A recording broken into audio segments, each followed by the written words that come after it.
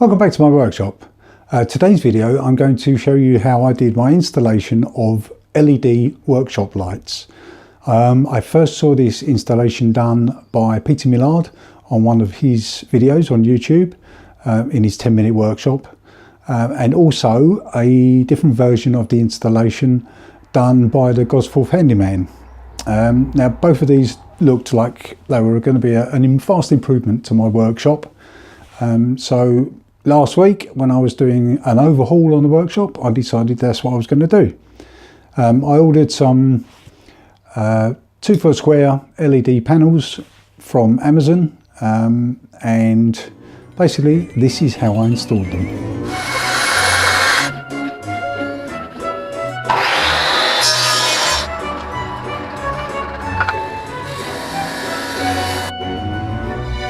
So the first thing you need to do is go onto Amazon and order your lamps. So search for Amazon, then search for LED panel lamps. The 600 by 600 ones are the ones you want, and the ones I selected were the 40 watt panel lamps, and they come with the drivers. That's these ones here. Okay, they're £19 each. I bought all 6 at the same time, which was quite good value for money. So once I had those delivered, then I could start my installation. Now the first thing I had to do as far as the installation goes was make the tracks that these lamps are going to run on, because I wanted the lamps to be able to be moved up and down the workshop. So all I did was buy some basic battening, just basically stud work timber from Homebase. These ones are on special, about £2.50 each.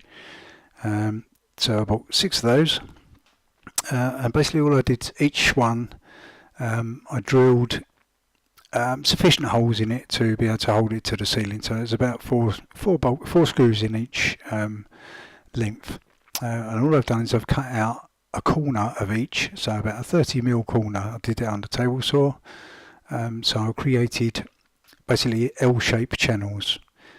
What I'm doing here is I've drilled some holes for the screws, and then I've plunged down with a hole cutter or a Forstner bit, so there's about 10mm of the material left, so there's enough for the screw to go in to hold it to the ceiling. Now here I had to mark out where my doors, how far my doors opened, so I could get the position of the tracks, so the doors wouldn't interfere, because they're quite close to the ceiling.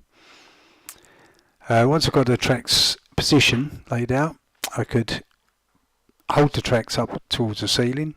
Now obviously I was doing this on my own, so what I did is I used the offcuts that I'd cut from the corners, just to basically prop up the panel.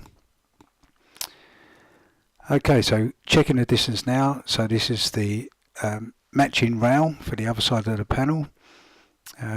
Again, using the battens I cut off to hold it temporarily on the ceiling. You can get proper props to hold these up, but obviously I don't have any.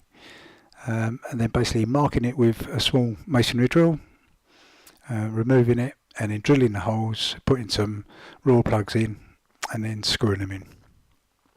This was the next lot of rails that took me across the middle of the workshop. Same process again, hold the rail up, mark the holes, remove the batten, drill the holes, etc, etc. Okay, this lamp at this end of the workshop was in the way, so I couldn't put the rails up first, so I've had to take the lamp down.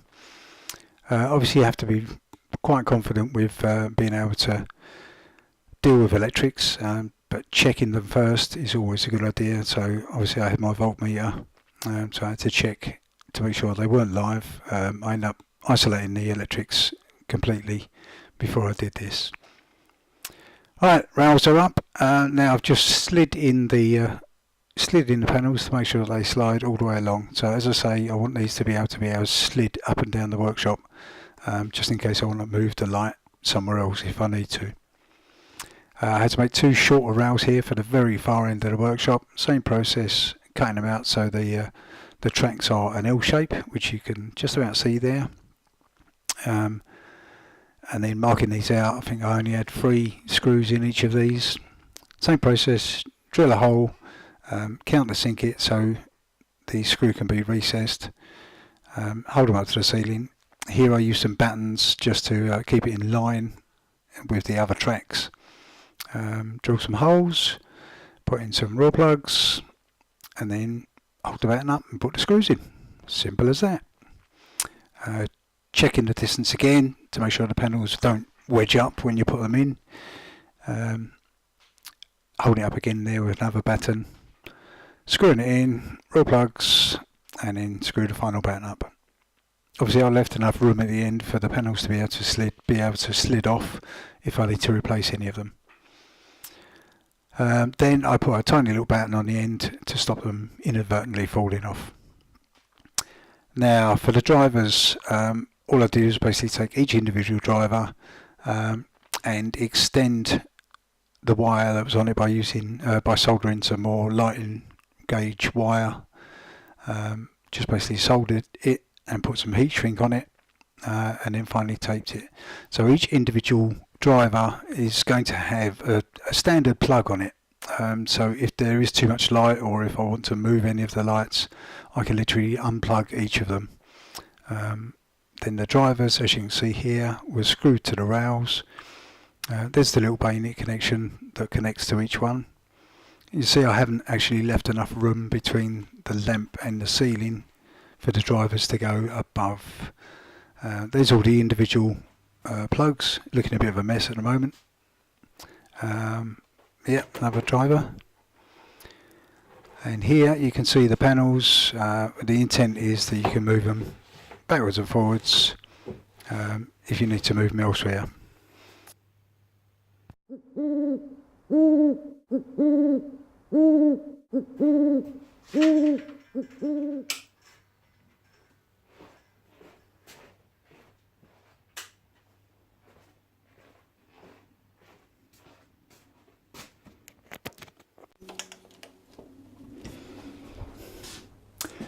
As you can see, it's a vast improvement in my workshop. The overall lighting effect is great.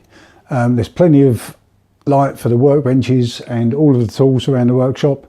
It's been a relatively easy installation, and probably it's going to be worthwhile saving money on electric. The strip lights that are in here weren't very effective and can be quite expensive.